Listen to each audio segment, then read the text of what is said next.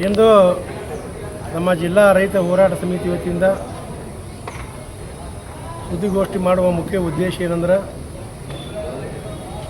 ಏನು 16ನೇ ತಾರೀಕಿನ ದಿವಸ ಮಾನ್ಯ ಮುಖ್ಯಮಂತ್ರಿಗಳು ಕಲಬುರಗಿ ನಗರಕ್ಕೆ ಆಗಮಿಸಿದಂಥ ಸಂದರ್ಭದಲ್ಲಿ ಕಲಬುರಗಿ ಜಿಲ್ಲೆ ಇರುವಂಥ ರೈತರ ಸಮಸ್ಯೆಗಳಾದಂಥ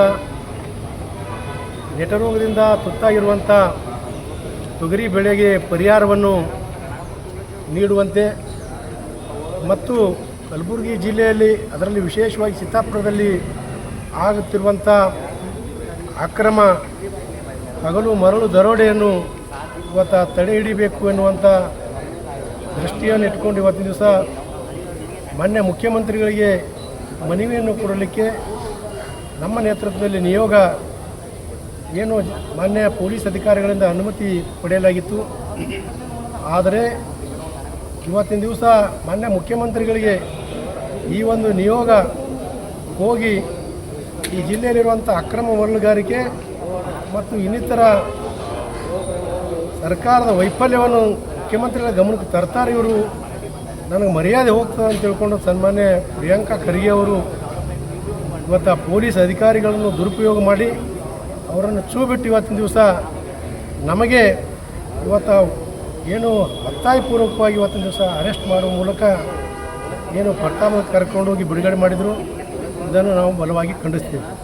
ಪ್ರಜಾಪ್ರಭುತ್ವ ವ್ಯವಸ್ಥೆಯಲ್ಲಿ ಇವತ್ತು ರಾಜ್ಯದ ಮುಖ್ಯಮಂತ್ರಿಗಳಿಗೆ ಇವತ್ತು ರೈತರ ಜನರ ಧ್ವನಿಯನ್ನು ಇವತ್ತು ಅವರ ವಿಚಾರಗಳನ್ನು ಇವತ್ತು ತಿಳಿಸಲಿಕ್ಕೆ ಪ್ರತಿಯೊಬ್ಬರಿಗೂ ಕೂಡ ಹಕ್ಕಿದೆ.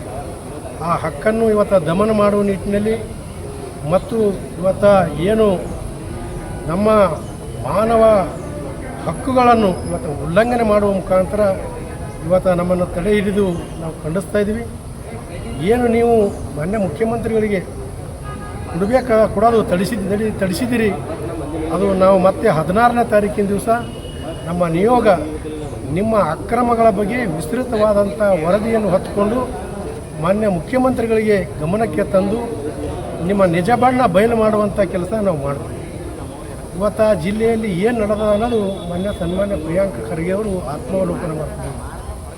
ಬುದ್ಧ ಬಸವ ಅಂಬೇಡ್ಕರ್ ಅವರು ಕಾನೂನು ಸಂವಿಧಾನದ ಬಗ್ಗೆ ಅಪಾರವಾದಂಥ ಆದರ್ಶಗಳನ್ನು ಹೇಳುವಂಥ ನೀವು ನಿಮ್ಮ ಕ್ಷೇತ್ರದಲ್ಲಿ ಏನು ನಡೀತಾ ಇದೆ? ಡಾಕ್ಟರ್ ಬಾಬಾ ಸಾಹೇಬ್ ಅಂಬೇಡ್ಕರ್ ಅವರು ಕಾನೂನು ದೃಷ್ಟಿಯಲ್ಲಿ ಎಲ್ಲರೂ ಒಂದೇ ಅಂತ ಹೇಳಿದ್ದಾರೆ. ಯಾವ ತಪ್ಪು ಮಾಡಿ ನಾನು ಒಳಗೆ ಹಾಕ್ಯತ್ತೇಳ ರಾಗ ದ್ವೇಷ ಇಲ್ಲದೆ ಇವತ್ತು ಪಕ್ಷಪಾತ ಇಲ್ಲದೆ ಇವತ್ತು ನಾನು ಜನರ ರಕ್ಷಣೆ ಮಾಡ್ತೀನಿ ಅಂತೇಳಿ ಇವತ್ತಿನ ದಿವಸ ಪ್ರಮಾಣ ವಚನ ಸ್ವೀಕಾರ ಮಾಡಿದಂಥವ್ರು ನೀವು ಪಕ್ಷಪಾತಿಯಾಗಿ ನಿಮ್ಮ ಚೀಲಾಗಳಿಗೆ ನಿಮ್ಮ ಹಿಂಬಾಲಕರಿಗೆ ಇವತ್ತಿನ ದಿವಸ ಏನು ಸರ್ಕಾರಿ ಸಂಸ್ಥೆಯಾದಂಥ KRDL ಅನ್ನು ಇವತ್ತು ನಿಮ್ಮ ಹಿಂದಿರುವಂಥ ಗಿರಾಕಿಗಳಿಗೆ ಇವತ್ತು ಗುತ್ತಿಗೆ ಕೊಡೋದ್ರ ಮುಖಾಂತರ ಆ ಸ್ಪಷ್ಟವನ್ನು ಉಲ್ಲಂಘನೆ ಮಾಡುವ ಮುಖಾಂತರ ನೂರಾರು ಹೆವಿ ಟ್ರಕ್ಗಳು ಇವತ್ತಿನ ದಿವಸ ಅಲ್ಲಿ ರಾಜಾರೋಷವಾಗಿ ಹಗಲು ರಾತ್ರಿ ಎನ್ನದೇ ಇವತ್ತು ಮರಳುಗಾರಿಕೆಯನ್ನು ಮಾಡ್ತಾಯಿದೆ. ಅದು ನಿಮ್ಮ ಕಣ್ಣಿಗೆ ಕಾಣ್ತಾ ಇಲ್ವಿ? ಸುಮಾರು ವರ್ಷಗಳಿಂದ ಇವತ್ತು 2 ವರ್ಷಗಳಿಂದ ಅದು ನಡೀತಾ ಇದೆ. ಯಾಕೆ ನೀವು ಸುಮ್ಮ ಕೂತೀರಿ? ಅದರಿಂದ ನೋಡ್ರಿ, KRDL ಕಾಗಿಣ ನದಿಯಲ್ಲಿ ಇವತ್ತಿನ ದಿವಸ ಆ ಮೂಲ ನದಿಗೆ ಧಕ್ಕೆ ಆಗದಂತೆ ಇವತ್ತಿನ ದಿವಸ ಮರಳುಗಾರಿಕೆ ಮಾಡಬೇಕಂತ ಹೇಳ್ತಾರೆ. ಆದರೆ ಇವತ್ತಿನ ದಿವಸ ನದಿಯಲ್ಲಿ ಶಾಶ್ವತವಾದಂಥ ಒಂದು ರಸ್ತೆಯನ್ನು ಮಾಡುವ ಮುಖಾಂತರ ಆಜು ಬಾಜು 60-70 ಫೀಟ್ವರೆಗೆ ಇವತ್ತು ಮರಳನ್ನು ತೆಗೆದುಕೊಂಡು ಇವತ್ತು ಕೋಟ್ಯಾಂತರ ರೂಪಾಯಿ ಲೂಟಿ ಮಾಡುವಂಥ ಕೆಲಸ ನೀವು ಮತ್ತು ಹಿಂಬಾಲಕರು ಮಾಡಿದ್ದೀವಿ. ಸುಮ್ಮನೆ ಕೊಡಬೇಕಾ? ನಾವು ಮುಖ್ಯಮಂತ್ರಿಗೆ ಹೇಳಬಾರ್ದ? ಇದೇನಾ ನಿಮ್ಮದು ಆದರ್ಶ? ಮತ್ತು ಇವತ್ತಿನ ದಿವಸ ಕೆಲವು ನಿಮ್ಮ ಇನ್ನಿತರ ಹಿಂಬಾಲಕರು ಏನು ಪಟ್ಟಾ ಜಮೀನು ಏನು ಜಿಲ್ಲಾ ಟಾಸ್ಕ್ ಫೋರ್ಸ್ ಸಮಿತಿಯ ಪ್ರಭಾವ ತಂದು 4-5 ಜನರಿಗೆ ಪಟ್ಟಾ ಜಮೀನು ಇವತ್ತು ಮರಳು ಗಣಿಗಾರಿಕೆ ಮಾಡಲಿಕ್ಕೆ ಕೊಟ್ಟು ಆ ಮರಳು ಗಣಿಗಾರಿಕೆಯ ಸಂಪೂರ್ಣವಾದಂಥ ನಿಯಮಗಳನ್ನು ಗಾಳಿಗೆ ತೋರುವ ಮುಖಾಂತರ ಇವತ್ತು ಉಲ್ಲಂಘನೆ ಮಾಡುವ ಮುಖಾಂತರ ಅಲ್ಲಿ CC ಕ್ಯಾಮ್ರಾ ಇಲ್ಲ. ಇವತ್ತು 15 ಫೀಟೇ ಅಲ್ಲಿ ಮರಳು ತೆಗಿಬೇಕಂತದ, ಅಲ್ಲಿ ಫೆನ್ಸಿಂಗ್ ಮಾಡಬೇಕಂತದ, ಅಲ್ಲಿ ಕಂಪ್ಯೂಟರ್ ಇಡಬೇಕಂತದ, ವೇ ಬ್ರಿಡ್ಜ್ ಇಡಬೇಕಂತದ, ಸೆಕ್ಯೂರಿಟಿ ಇಡಬೇಕಂತದ. ಇವೆಲ್ಲವನ್ನು ನೀವು ಮಾಡಿಲ್ಲ, ಒಂದೇ ಮಾಡಿಲ್ಲ. ಆದರೆ ಹಗಲು ರಾತ್ರಿ ಅನ್ನೋದೇ ಇವತ್ತು ನೂರಾರು ಟ್ರಕ್ಗಳು ಇವತ್ತು ಏನು ಮರಳುಗಾರಿಕೆ ಮಾಡ್ತಾರೆ. ಇದಕ್ಕೆ ನೇರವಾಗಿ ಇವತ್ತಿನ ದಿವಸ ಪೊಲೀಸ್ ಅಧಿಕಾರಿಗಳು ಒಂದು ರೇಟೇ ಫಿಕ್ಸ್ ಮಾಡ್ಯಾರ. ಆ ರೇಟ್ ಲಿಸ್ಟ್ ಇವತ್ತು ನನ್ನ ಸಂಪೂರ್ಣವಾದಂಥ ಮಾಹಿತಿ ನನ್ನ ಬಲ್ಯದ. ಸುಮಾರು ಒಂದು ತಿಂಗಳಿಗೆ ಒಂದು ಟಿಪ್ಪರಿಗೆ 1,80,000ವರೆಗೆ ಇವತ್ತು ಪೊಲೀಸರಿಗೆ ಅದು ಹಪ್ತಾ ಹೋಗ್ತದೆ. ಆರ್ ಟಿ ಒಗೆ ಬೇರೆ ಹೋಗ್ತದೆ, ತಹಶೀಲ್ದಾರ್ಗೆ ಬೇರೆ ಹೋಗ್ತದೆ, ತಹಶೀಲ್ದಾರ್ಗೆ ಬೇರೆ ಹೋಗ್ತದೆ, ಮತ್ತು ಗಣಿ ಮತ್ತು ಭೂ ವಿಜ್ಞಾನ ಇಲಾಖೆದವ್ರಿಗೆ ಬೇರೆ ಹೋಗ್ತದೆ, ಮತ್ತು ತಹಶೀಲ್ದಾರ್ ಬೇರೆ ಹೋಗ್ತದೆ. ಇಷ್ಟೆಲ್ಲ ಬೇರೆ ಹೋಗಿ ಇವತ್ತಿನ ದಿವಸ ಈ ಕಲಬುರಗಿ ನಾಡನ್ನು ಲೂಟಿ ಮಾಡುವಂಥ ಕೆಲಸ ಮಾಡ್ತಾಯಿದ್ದಾರೆ. ಸುಮ್ಮ ಕೊಡ್ಬೇಕಾ ಖರ್ಗೆ ಅವರೇ? ನಾವು ಇದಕ್ಕೆ ಬಿಡಲ್ಲ. ನಿಮ್ಮ ಬಂಡವಾಳ ಏನಾದರೂ ಹೊರಗೆ ಹಾಕ್ತೀವಿ. ನೋಡಿರಿ, ಇನ್ನೊಂದು ವಿಚಿತ್ರ ಏನಂದ್ರೆ ಇವರು ಗುಬ್ಬಿ ಮೇಲೆ ಬ್ರಹ್ಮಾಸ್ತ್ರ ಬಿಡ್ತಾರೆ. ಮೊನ್ನೆ 20ನೇ ತಾರೀಕಿನ ದಿವಸ ತಹಸೀಲ್ದಾರ್ ಏನು ಮಾಡ್ಯಾರಂದ್ರೆ ಹೋಗಿ ಒಬ್ಬ ರೈತ ಆ ಹೊಳಾಗ ಎಂಜಿನ್ ಬರೇ ಹಿಂದೆ ಟ್ರೈಲಿನೂ ಇಲ್ಲ, ಎಂಜಿನ್ ತೊಗೊಂಡು ಹೋಗಿ ಆ ಮುತ್ಗಾ ಗ್ರಾಮದ ನದಿ ಕಾಗಿನ ನದಿಯಲ್ಲಿ ತೊಳಿಲಿಕ್ಕೆ ಹೋದಾಗ ಆ ತಹಶೀಲ್ದಾರ್ ಏನು ಚಿತ್ತಾಪುರ ತಹಶೀಲ್ದಾರ್ ಬಂದು ಆರೈ ಬಂದು ಅವ ಏನು ರೌಡಿ ಹಂಗೆ ಅವ ಕೈಯಾಗಿ ಬಡಗಿ ಹಿಡ್ಕೊಂಬಂದು ಅವನಿಗೆ ಹೊಡೆದು, ಮಗನೇ ಮರಳು ಇದು ಮಾಡ್ತೀಯ, ನೀ ಕಳ್ಳತನ ಮಾಡ್ತೀಯ ಅಂತ ಹೇಳ್ಕೊಂಡು ಹೋಗಿ ಅವನು ಏರಿಯಾ ಬರಲ್ಲ ಅಂದರೂ ಅದು ಕದ್ದರಿಕೆ ಹೆಸರು ಅಂಥೇಳಿ ಆ ಚಿತ್ತಾಪುರ ಲಿಮಿಟ್ನ ಹಾಕಿ ಇವತ್ತಿನ ದಿವಸ ಅವ್ರ ಮೇಲೆ ಕೇಸ್ ಮಾಡುವಂಥ ಕೆಲಸ ಮಾಡಿದೆ. ನಿಜವಾಗ್ಲೂ ಏನು ತಹಶೀಲ್ದಾರ್ ನಿನಗೆ ಕ್ವಶನ್ದಾಗ ಮಾತಾಡಬೇಕಾಗ್ತದೆ. ನಿನಗೇನು ತಾಕತ್ತು ದಮ್ಮು ಏನಾದರೂ ಇದ್ರೆ ಹಾಡಾಗಲಿ ನಿನ್ನ ಮುಂದೆ 100 ಟಿಪ್ಪರ್ಗಳು ಹೋಗ್ತಾವಲ್ಲ, ನೀ ಏನು ಕತ್ತಿ ಕೈಲಿಕತ್ತಿದ್ದಿ. ಇವತ್ತು ಏನು ಒಬ್ಬ ಬಡ ರೈತ ಇವತ್ತು ಎಂಜಿನ್ ತೊಳಿಲಿಕ್ಕೆ ಹೋಗಿ ಇವತ್ತಿನ ದಿವಸ ಅವ ಮರಳು ತೊಗೋತಾನೆ ಅಂತ ತಿಳ್ಕೊಂಡ್ರು. ತೊಗೊಂಡ್ರೆ ಎಷ್ಟು 4-8 ಬುಟ್ಟಿ ತೊಗೊಂಡ, ಅದ್ರ ಮೇಲೆ ಆ ಲಿಮಿಟ್ ಏರಿಯಾ ಲಿಮಿಟ್ ಯಾರು ಅಲ್ಲಿ ಶಾಬಾದ್ ಲಿಮಿಟ್ ಬರ್ತಾರೆ ಅವ್ರಿಗೆ ಕೊಡಬೇಕು. ಅಧಿಕಾರ ದುರ್ಬಳಕೆ ಮಾಡಿಕೊಂಡು ಇವತ್ತಿನ ದಿವಸ ಅದ್ರ ಟ್ಯಾಕ್ಟ್ರಿ ಮಾಲಕ ಈ ಮರುಗಾರಿಕೆ ವಿರುದ್ಧ ಹೋರಾಟ ಮಾಡುವಲ್ಲಿ ಭಾಗವಹಿಸೋಣ ಒಂದೇ ಒಂದು ಕಾರಣದಿಂದ ಇವತ್ತು ಪ್ರಿಯಾಂಕಾ ಖರ್ಗೆ ಅವರು ಈ ರೀತಿಯಾದ ಹತ್ತುವಂಥ ಕೆಲಸ ಮಾಡಿದ್ರು. ನಿನ್ನ ರಾತ್ರಿ 11:30 ಗಂಟೆಗೆ ಆ ಒಂದು ತಹಶೀಲ್ದಾರ್ ಮೇಲೆ ಇವತ್ತಿನ ದಿವಸ ಕೇಸ್ ಮಾಡುವಂಥ ಕೆಲಸ ನಾವು ಮಾಡಿದ್ವಿ.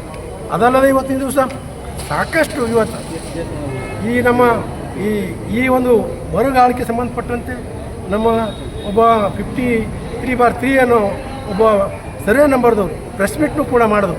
ನನಗೆ ಗೊತ್ತಿರಲಾರ್ದಂಗೆ ನನಗೆ 4 ಎಕರೆ 13 ಗುಂಟ ಇವತ್ತು ಅಕ್ರಮವಾಗಿ ಇವತ್ತು ಹೊಡೆದಾರ.